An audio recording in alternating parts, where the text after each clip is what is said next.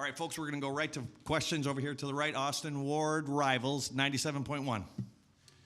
Ryan, aside from maybe the difference in opponents, you were never concerned last week about the passing game coming back around. What did you think was different about it today? What did you emphasize throughout this week to get that today?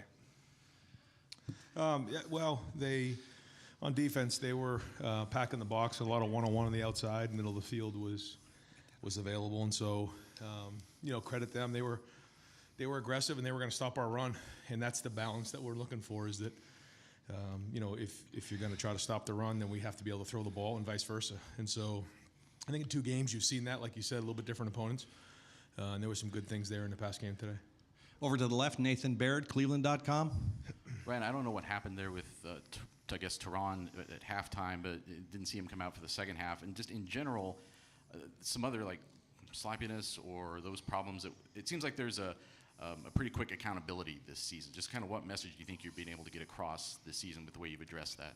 Yeah, when you look at the stat sheet today, it's pretty clear that we gave them 2 possessions. I know one was at the end of the game, but still, we gave them 2 possessions on penalties, or the other one was a turnover, and we got to clean those things up.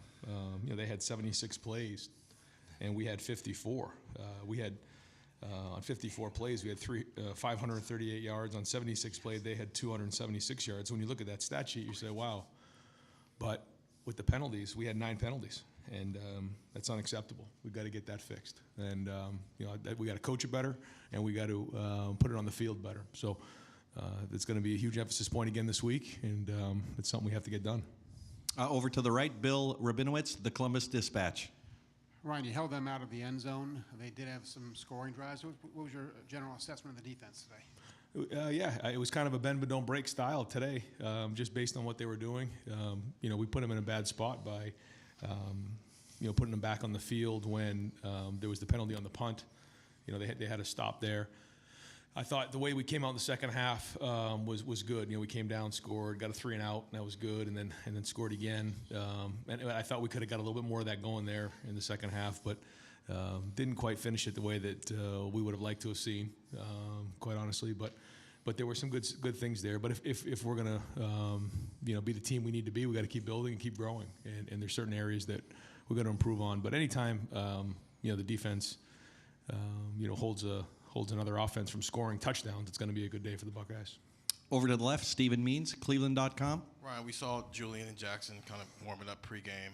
What kind of went to the decision to keep both of those guys out today? We just want to make sure that they're 100% before we put them in the game. I'm not part of those things. I just ask, are they 100%? Yes, no, and then we go from there. They're both mature guys, so we'll take their feedback into consideration. But we'd like to get them in the game next week if possible. But we're only going to do that until they're, or not. We won't do that until they're 100% because we want to make sure we're keeping them safe. It's a long season, but they're getting closer. Over to the right, Justin Holbrook, WCMH. We obviously saw it in the Rose Bowl, but again today, Marvin just stepping up when he needs to. You talked about it last week with X. Just what is it like to have that depth and to have a guy of his caliber so young into his career right now? Yeah, he's very mature for his age. So is Emeka, but Marvin's route running is, again, very mature for his age. To see somebody that's played as much as he has with just the high level of route running is pretty remarkable. And he had a chance to have 4 touchdowns today, I think, right? Because he had 3.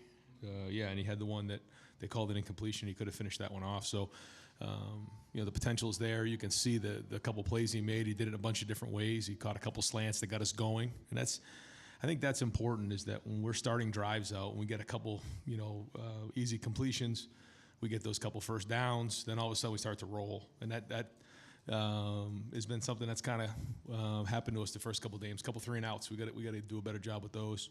But Marvin was a big part of getting us going and certainly had the big play capability. And when you're playing against a team that wants to really load the box and press you at the line of scrimmage, you got to win on the outside, and he did that for us today. Over to the left, Dan Hope, 11 Warriors. Ryan, Mike Hall left the game in the 3rd quarter. Is he okay? And 5 tackles for loss in 2 weeks. Just how impressed are you with his performance? Yeah, no, he did it again this week, and so that's good. That's progress. It's not something that we expect him to miss any time for. But we'll see once we get an evaluation of him post game. But there wasn't no concern coming out of it. It was going to be long term. Over to the right, Tim May, Letterman Row. Yeah, Ryan, just sort of the inconsistency a little bit for the offense, like you're talking about. Was it a little bit frustrating for you? Because obviously you're calling plays you think will work, et cetera, and it was feast or famine almost, it seemed. Yeah, and when you play a style of defense like the one we went up against, it's a little bit that way. Even for CJ to be, let's see, he was 16 of 24 for 351. That's about the day that you expect. When you're playing against a defense that kind of, keeps it in front of you, it's usually a high completion percentage game, maybe not as many yards. A defense like this, it's maybe not as high completion percentage, but then all of a sudden one goes for 60 or 40. You have these big plays. And that was kind of the theme today. And so certainly things to clean up. We're nowhere we need to be, but there was improvement in other areas too. So we'll keep growing on it, identify the things we got to get better at, and keep working to that balance too. Yeah, like that TD pass to Mecca. I mean, they brought the safety, boom, delayed like streak and we're seeing it. That was well executed, and I think that's it. Like when we're playing with toughness, we're playing with an edge, we're taking care of the football, and those are all real positive things. But the negative things, get us off schedule, and we just don't quite execute at a high level, and then it throws you off. And a part of only having 54 plays is because we had a couple 3-and-outs, and so we're just going to really take a lot of pride in our execution and keep growing on it and keep building on it and figuring out, as we go through this year, kind of where we're at. But I think you can see the potential for sure. Over to the left, Pat Murphy, 24/7 Sports. Ryan, you talked a lot this week about competitive stamina. How do you grade how you guys performed in that aspect? I'd like to see the film before we start grading because, coming out of a game, sometimes you think you see things and then you kind of step away and you see it through a different lens. But there were certainly things in this game that I would like to see gone better, but there was also a lot of good things too. And so what you don't want to do is take winning for granted and take a lot of really hard work and some good performances for granted either. But I know there's going to be a lot of things that we need to look at tomorrow that we got to keep building on, keep growing on, and make improvements. Last few questions here. Clay Hall, WSYX. Ryan, that run-pass balance looks almost 50-50. Are you telling yourself during the week we're going to run it more than No. you usually do? No. And is that what it was? Yeah. 24 throws for, I don't know how many Kyle threw. But. He threw 4, so 28, I guess. Yeah, I mean, that's what we look for. We look for that balance, and we were probably 60-40 or more past last year, which is not what we want to do. We want to be able to control the game, and so no, that's the balance that we need. Now, depending on what a team is doing, sometimes they force your hand a little bit, and that's where you have to, if you want to be a good offense, you have to be able to do that, and that's why I called a timeout at the end of the first half, even though it was 4th down at midfield, and maybe it was like, well, why are we calling a timeout to give them more time? But I felt like if we get a stop there. We could work a 2-minute drill because we need to get that going. If we're going to win it, we're going to have to win in a 2-minute drill. That happened last year. It's going to happen again this year. We have to be able to throw the ball, but then we have to win in 4-minute drills and run the ball in short yardage and in the red zone. So constantly working towards those things so that we can get to where we need to be. And the good news is we've already played a top 5 opponent, so we've already proven ourselves in some areas. But the only way we're going to accomplish our goals is if we keep building and growing and getting better in all these areas. Made 2 or 3 plays there. Any chance you played every D lineman today? I might have. It seemed like there were a lot of guys out there, but Caden's flashed. Caden plays hard. He's productive. He's one heck of a football player. I'm glad he's a Buckeye, and looking forward to see if he grade out a champion. We're going to stay to the right. Cam Teague, The Athletic. You mentioned that Arkansas State really wanted to stack the box against you guys, but I mean, Travion averaged 8 yards a carry. Mine was near 6 yards a carry. Just what to say about those two now back-to-back weeks performing, and then the offensive line. I mean, there were times where those two were getting to the second level without getting touched. Yeah, there were some clean runs in there for sure, and some other ones that could even been cleaner. So again, we're used to running more than 54 plays. So. If we keep some drive goings and do a better job across the board, then those numbers are probably even different. But I thought they ran hard again, and we'll watch the film and make sure they hit the right holes and figure out what we can improve on. But there were some positives there again. And last questions over here to the right, Bill Landis, Rivals.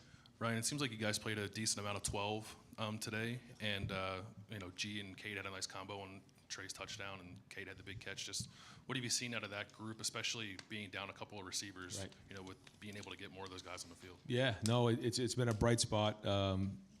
Cade had that nice catch down the sideline. I thought that was really good, and trying to get him more and more involved in the pass game. I thought Mitch has done some really good things, and we're going to keep incorporating those guys, as we continue to build this year, and then seeing G in there. G, we consider him a tight end, and he ran some 12 plays, and so that's good. So those guys deserve to be part of the offense, and we're going to keep building in those areas because our 11 package is our 11 package, but some of these other packages that we can start working on and building on gives us some different diversity that I think we need. Great. Coach, thank you very much. All right, folks, so you asked for it, so we're going to do it. I need everyone who's in a chair just to fold it up and put it onto the side. Need you to do it real orderly. Then we're going to pull out the cabaret tables, and we're going to put players at the cabaret tables. But I need the chairs pulled out first, the tables as well.